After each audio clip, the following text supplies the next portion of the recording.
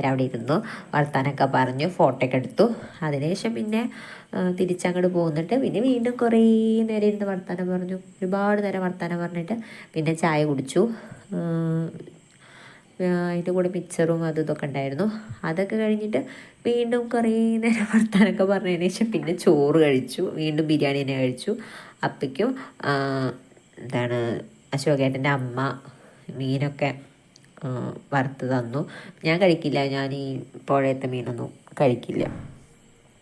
അപ്പോൾ ഞാനും നസീമി കഴിക്കില്ല കേട്ടോ, ബാക്കി എല്ലാവരും കഴിക്കും. അപ്പോൾ എല്ലാവരും കഴിച്ചു, അവനിക്കൊക്കെ ഭയങ്കര ഇഷ്ടമാണ്.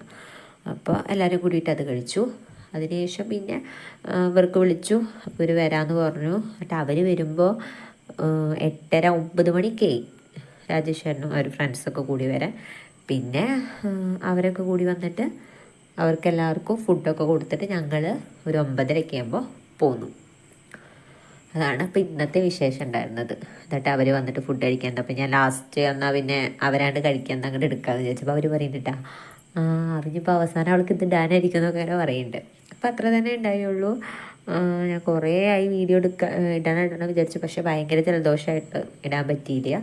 അപ്പോൾ ഇന്ന് അങ്ങനെ ഒരു ദിവസം എല്ലാവരും കൂടി ഒത്തുകൂടി നല്ല അടിച്ച് പൊളിച്ച് പോന്നു. അപ്പോൾ അടുത്ത വീഡിയോ ആയിട്ട് വരാം. ബായ്.